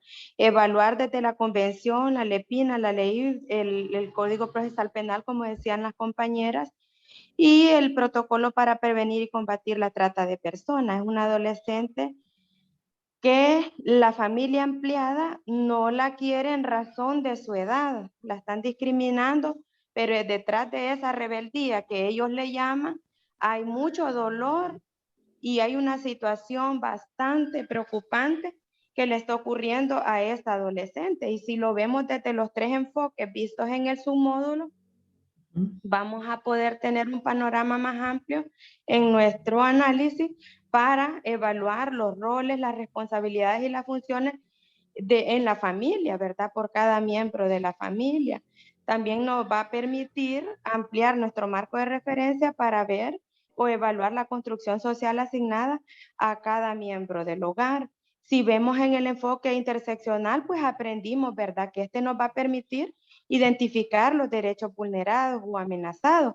Entonces, en este caso, vamos a evaluar el lugar donde vive el adolescente, con quién vive, la situación socioeconómica, la presencia, pues, de estos grupos, ¿verdad? Terroristas en el contexto.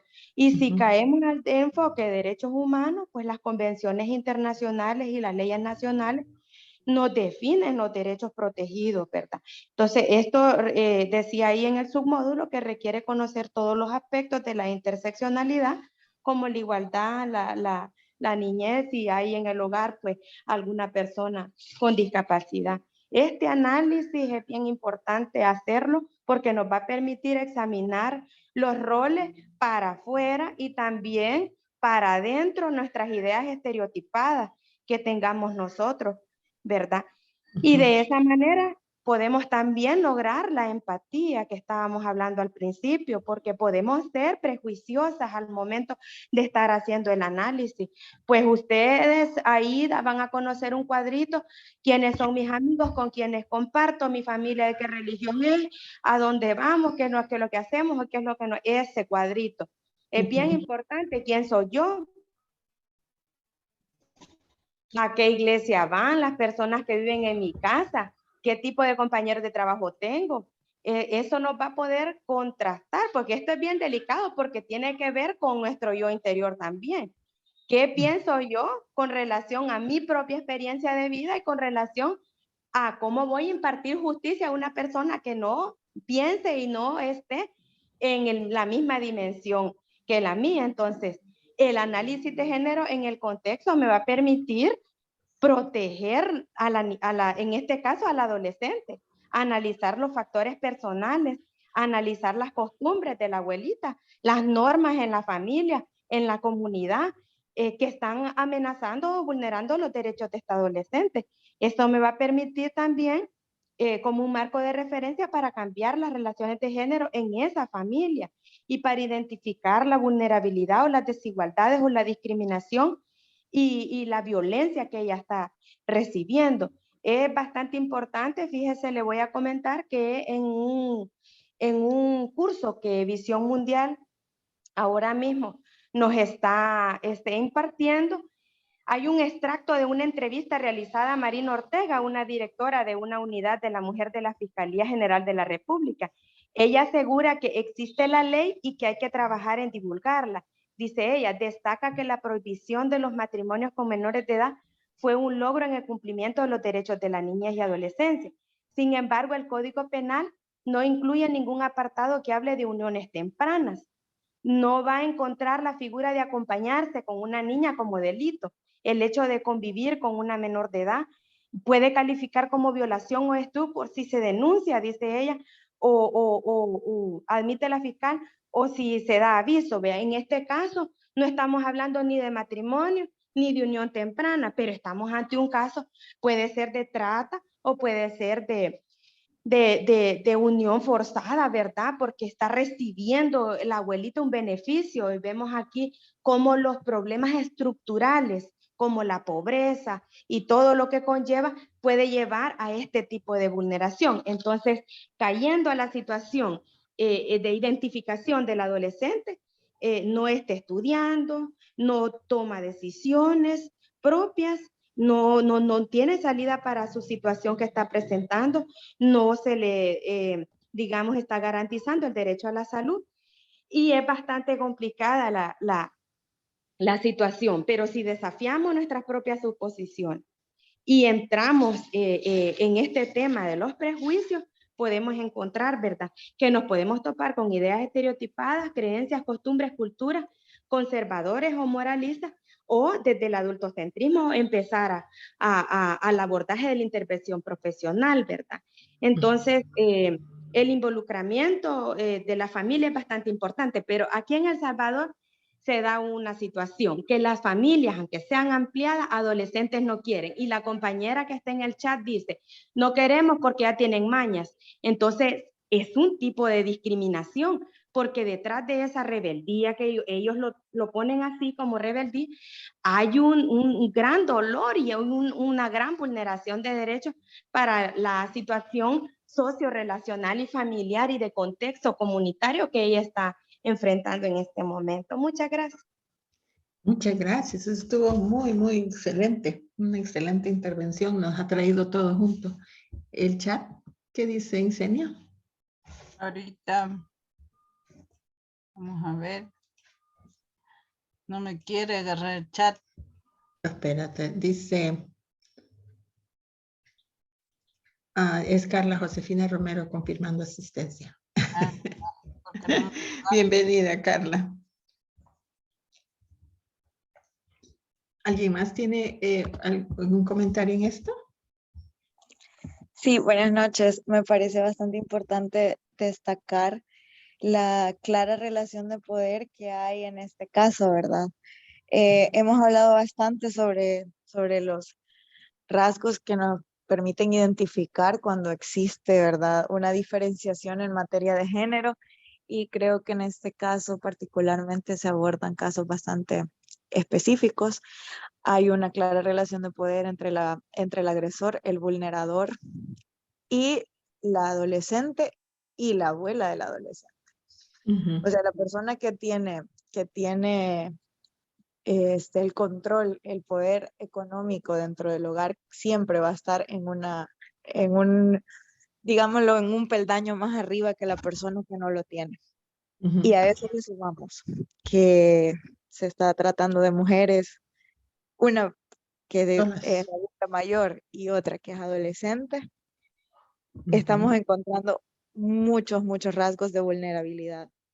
Muchos tipos de vulnerabilidad, muchos sesgos culturales arraigados por parte de la abuela que se transmiten, que estas cosas son generacionales y que si así me criaron, yo eso lo voy a aceptar y eso lo voy a adoptar como una realidad y voy a tratar de aprender a convivir con eso. Entonces, tanto hemos naturalizado estas situaciones que los vecinos no dicen nada, que la gente que lo sabe no dice nada, porque para nosotros es normal que haya un señor conviviendo con un adolescente, que claramente no es una relación sana ni saludable y que tampoco están en igualdad de condiciones, ¿verdad? Creo que en este caso inicialmente fueron víctimas de violencia de género ambas, tanto la abuela como la adolescente. Luego encontramos la situación de que la señora, pues, la encontraron fallecida hay que evaluar también cuáles son las causales, cuál es realmente el motivo, ¿verdad? El fallecimiento de la señora, si fue una muerte natural, una muerte provocada, etcétera. Todas estas cosas nos van a determinar a nosotros la situación en la que actualmente se va a encontrar la adolescente. Ahora bien, me parece bastante importante lo que mencionaba la compañera que intervino antes, y es que no hay una legislación que prohíba, ¿verdad?, estas prácticas expresamente.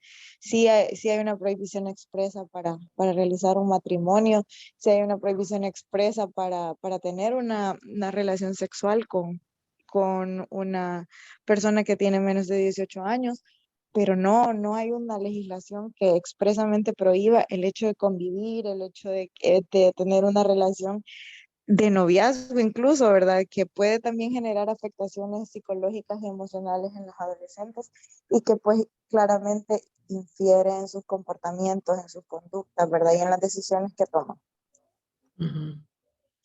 Sí, es interesante cómo se ha levantado todo el tema de esta vulnerabilidad también en el ambiente, ¿no? Que se siente que los eventos son un poco raros y esta conexión que tenía este caballero con las pandillas aumenta. Cuando uno se pone a pensar, esa relación de poder adquiere una magnitud mucho más grande si hay miedo involucrado. Encima del poder económico está también el miedo a la violencia social, ¿no? ¿Qué hay en el chat?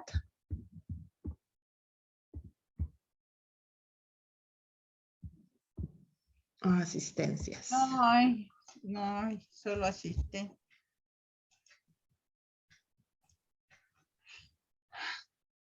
Ok, ¿quién más? Estamos teniendo intervenciones maravillosas. ¿Quién más quiere agregar? En duda de lo que han expresado también las compañeras, podemos pues solventarlas aquí mismo. A los caballeros no se les ha escuchado. Aquí dice que aunque no esté casada, pero se le puede perseguir por estupro. O sea, penalmente se podría perseguir por el delito. Pero hay que, ¿verdad? Como decía, hay que denunciarlo.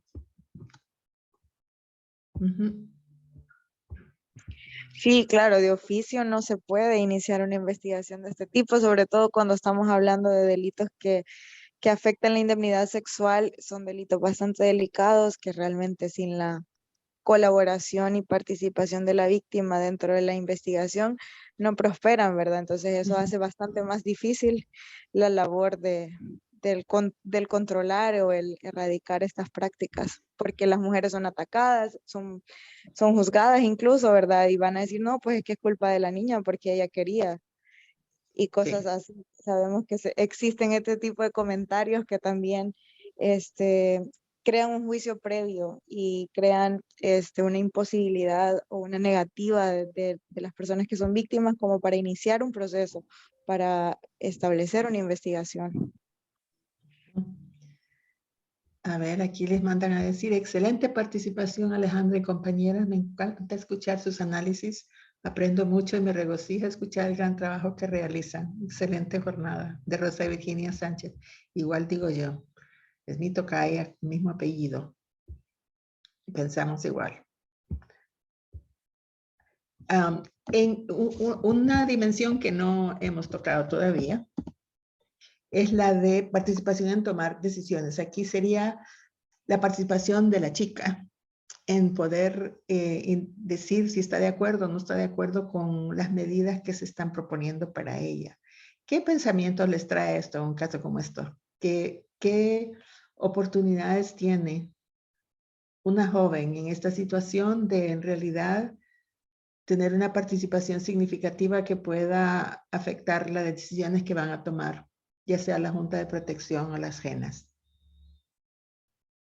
¿Hay mecanismos para que esto ocurra? Mecanismos de escucha se refiere, ¿verdad? Para escucharla. Tienen protocolos, mecanismos para escuchar a la niñez y adolescencia. En la ruta de trabajo hay un espacio específicamente para esto.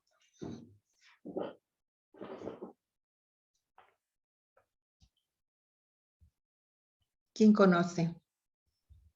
¿O no lo hay?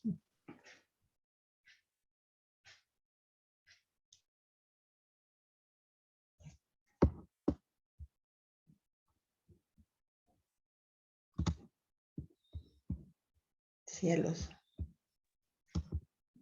¿Dónde están nuestras abogadas? Disculpe, ¿podría repetir la pregunta, por favor?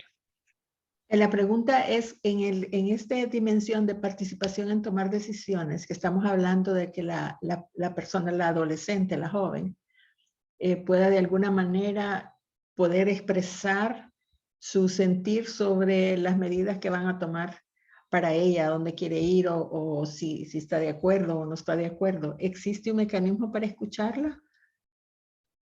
Para que lo que ella siente y ella quiera hacer pueda tomarse en cuenta al tomar las decisiones. En el chat están escribiendo, dice, las entrevistas psicosociales las escuchas de opinión, o sea, supongo se dan. Berenice dice, la audiencia de escucha la realizan en las juntas de protección, valorando la edad cronológica y desarrollo del NNA. Así que hay audiencias de escucha. Ok. Lick, ¿Sí? en el caso de nosotros de seguimiento de medidas, en nosotros los informes psicosociales va a un apartado específico donde se ha entrevistado al usuario o al niño, al adolescente o la niña que se está atendiendo. Lleva un apartado, se hace un acta de escucha y ahí se toma la opinión. Ok. Entonces, hay un mecanismo. Sí, por lo menos le estoy hablando de nosotros, que es de supervisión de medidas. Ajá. Desde nuestro trinchera, ¿verdad? Eso hacemos. Hay un apartado en los informes psicosociales donde va especificado lo que el sentir y el pensar del niño en su situación actual de familia. Ok. Eso sería ya cuando está en la medida, ya cuando está implementándose la medida. Sí, es que cuando uno ya la está supervisando, cuando ya lo han colocado ahí, ya nosotros llegamos y ya le preguntamos cómo se siente, qué es lo que piensa de estar ahí, si se identifica con la familia, y la opinión de él va redactada en los informes psicosociales que nosotros enviamos, con ese apartado, opinión del niño, niña y adolescente en su situación actual, así se llama. Ah, ok, excelente. ¿Hay 2 chats? Ahorita, no son los que leí, son los que leí, ya los leí, Margarita. Ah, ya. A mí me parecían como nuevos, perdón. Ahorita el de la PGR dice, el equipo de ludotecarias utiliza técnicas para niñez y adolescencia para escuchar la opinión de ellos. ¿Y estas opiniones quedan registradas en los expedientes? ¿Que le llegan tarde o temprano a los tomadores de decisiones de las medidas, o los que van a revisar si las medidas están, cuando le llega al juez o la jueza después otra vez, 6 meses después, a ver cómo van las cosas? ¿Esto queda registrado? Por lo general, bueno, nos llegan a nosotros al juzgado ya las escuchas de opinión que se han realizado en la Junta de Protección, y bueno, yo particularmente no he visto ningún caso en el que pues también se haya realizado alguna acta o alguna entrevista en sede de la Fiscalía General de la República. O sea, no he tenido ningún proceso en el que haya sido necesario, ¿verdad? En el que se haya involucrado algún delito, pero sí nos llegan a nosotros íntegras las copias del expediente administrativo en la Junta de Protección, así que sí, el juez sí tiene acceso a ver estas escuchas previas. Y pues en algunas oportunidades el juez o jueza señala una audiencia especial y también escucha personalmente al niño, niña o adolescente. Ok. Perfecto. O sea que ese derecho está funcionando.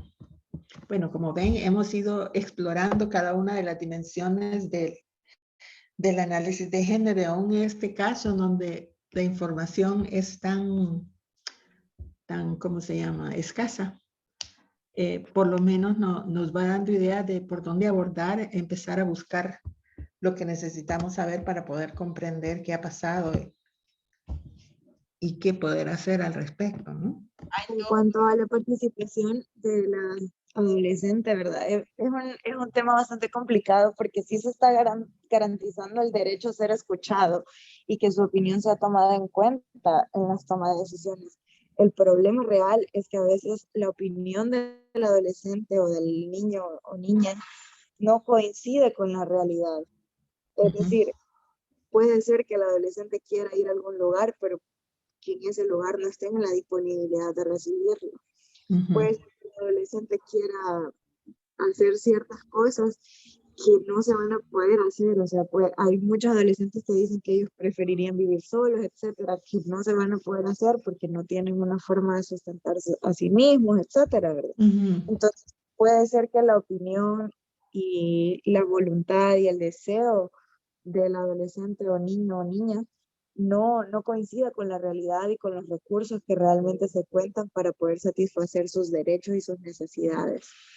Y en esos casos se le informa y se le trata de hacer ver al adolescente la factibilidad de lo que desean para que estén mejor informados de por qué razón la decisión que ellos quieren no funcionaría y por eso se está tomando otra.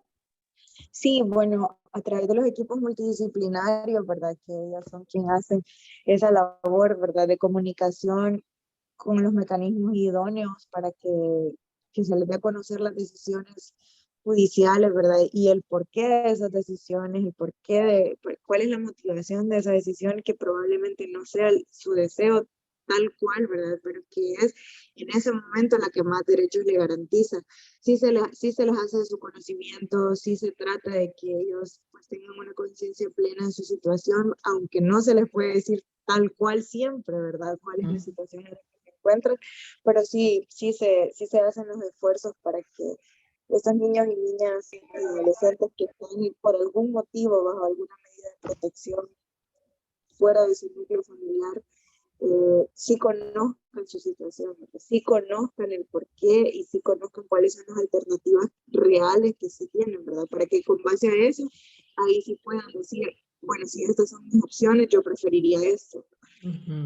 Ok. Senia, ¿quieres leer los chats?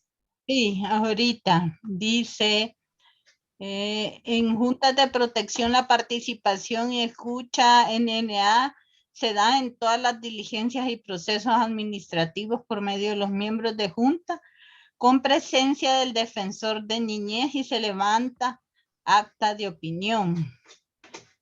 Sandra dice, todo queda en el expediente del beneficiario, supongo, o usuario. Elizabeth Avilés dice, los GENAS toman o deciden las medidas judiciales de acogimiento institucional en base al principio del interés superior del adolescente a fin de proporcionarle un lugar seguro. Creo que existe, dice Raúl, un problema de estructura social que no permite escuchar la voz de niñas, niños y adolescentes y juventud. Solamente. Ok, y los otros de arriba ya los habías leído. Sí. El PGR, el equipo de ludotecarios, utiliza técnicas para niñas y adolescencia para escuchar la opinión de ellos. Sí, ¿verdad? Sí. Hola, Lick. Sí. Muchas gracias. Yo soy miembro del equipo multidisciplinario y decirle que los niños y las niñas tienen opiniones propias y fundadas en su experiencia y en su conocimiento, normalmente acorde, ¿verdad?, con su edad. También somos sabedoras que tienen derecho a opinar sobre todos los procesos que les conciernen.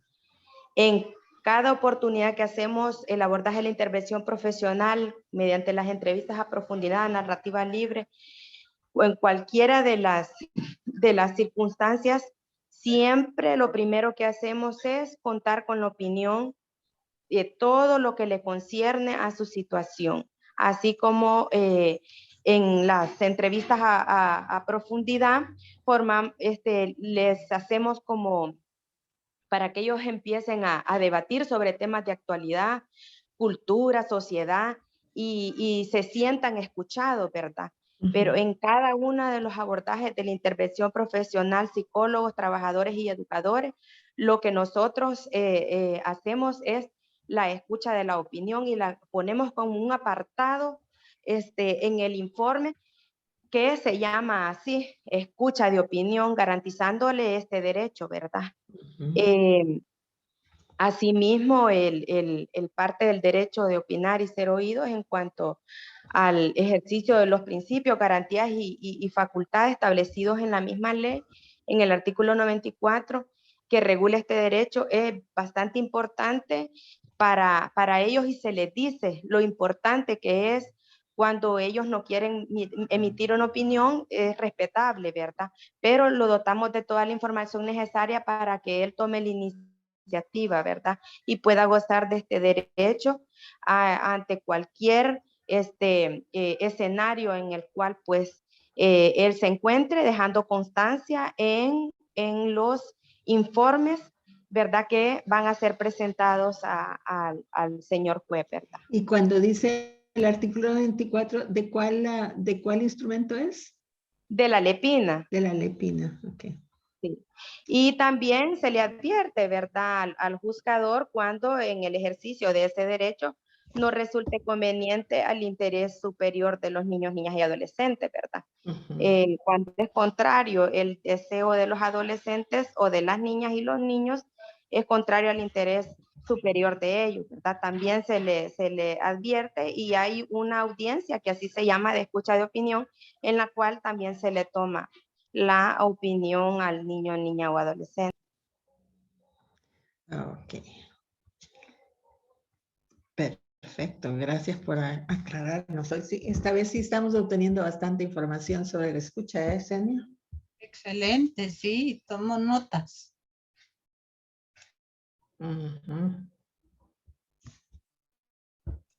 O sea, la gran duda era si el sistema nacional realmente lo estaba haciendo o si hay mucho adultocentrismo en esos informes que no permita visualizar la opinión de la niña, niño, adolescente. Así se había planteado en un inicio, pero por lo que estoy escuchando, en la práctica se les escucha. Sin embargo, quizás los mecanismos que se utilizan deberían de aún revisarse, mejorarse, porque he escuchado también a los tomadores de decisiones decir que los expedientes también no siempre van completos o no siempre va la información que necesitan, y entonces cuando llegan los ENA generalmente o a los equipos multidisciplinarios que les toca tomar una decisión de acogimiento, no ven esa información completa o no les permite visualizar de qué forma se puede favorecer ese interés superior del niño o de la niña. Ay, ¿y usted por qué se mete en un juego de esto ni tiene sonido? Ay, sal.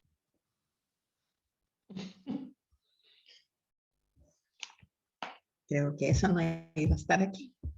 Bueno. Ups, ¿qué pasó aquí?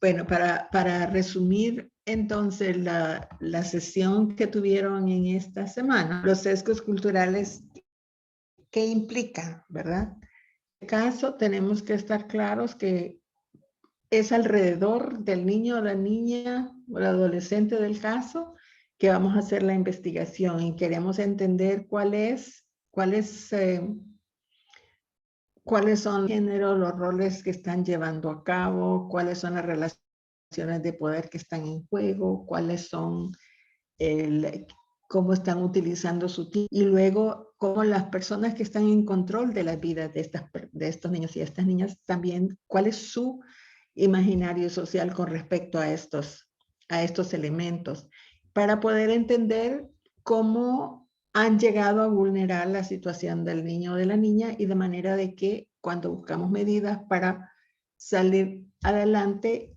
no vamos a repetir estos mismos escenarios para evitar que vuelvan al mismo tipo de vulneración. Entonces, es importante que nos preguntemos cuando estamos haciendo la investigación qué implica los estereotipos de género que vemos y las relaciones de poder para los derechos de los niños y de las niñas que estamos analizando. Y cómo esto tiene que ver con resolver la situación.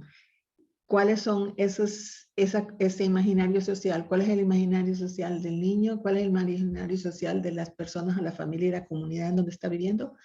Y si los vamos a llevar a otro lugar diferente, ¿cuál es el imaginario social de esa nueva situación? Para ver, como para comprobar y validar que no vamos a volver a caer en el mismo riesgo. Así que, ¿tienen alguna otra pregunta con respecto al submódulo? ¿Alguna otra inquietud que podamos resolver en los últimos minutos?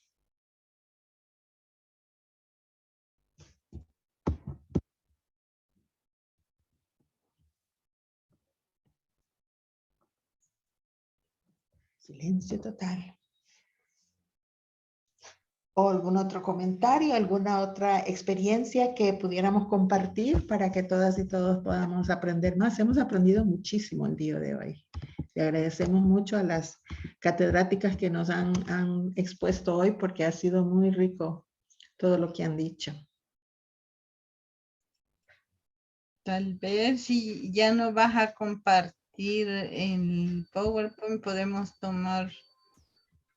abrir las cámaras y tomar las fotitos que no hemos tomado en todas estas abiertas, con cámaras abiertas.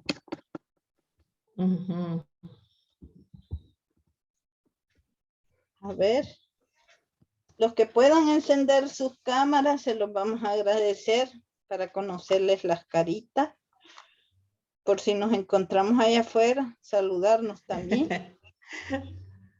Sí.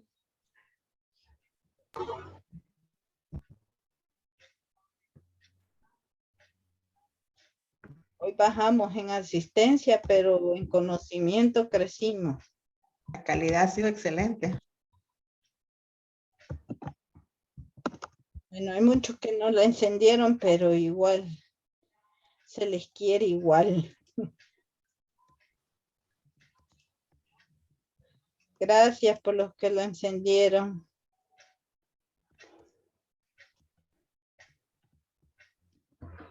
Pues nos quedan 7 minutos. No sé si todavía tienen algún comentario que hacer, alguna otra cosa que compartir. Si no, nos dejamos ir temprano. Sí. A votación.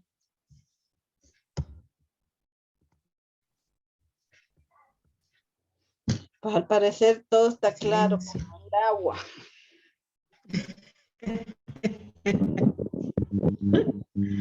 Parece que sí, ¿verdad? Padre, no, ha estado muy claro, eso es, y con mucho aprendizaje. Hola. Muchas gracias. Muchas gracias, Soraya. Sí, feliz Día del Padre a todos los compañeros que están aquí. Que lo gocen mañana. Buenas noches, gracias por todo. Felicidades también a las que ejercen. Gracias a ustedes. Buenas noches para cada uno. Buenas noches, doctor. Buenas noches. Buenas noches. Felicidades a los compañeros. Adiós, Marielos. Feliz noche, gracias. Salud. Feliz Adiós. Ana. Eso igual. Lluvias. Gracias. Buenas noches a todas y todos y bendecida noche. Gracias igualmente.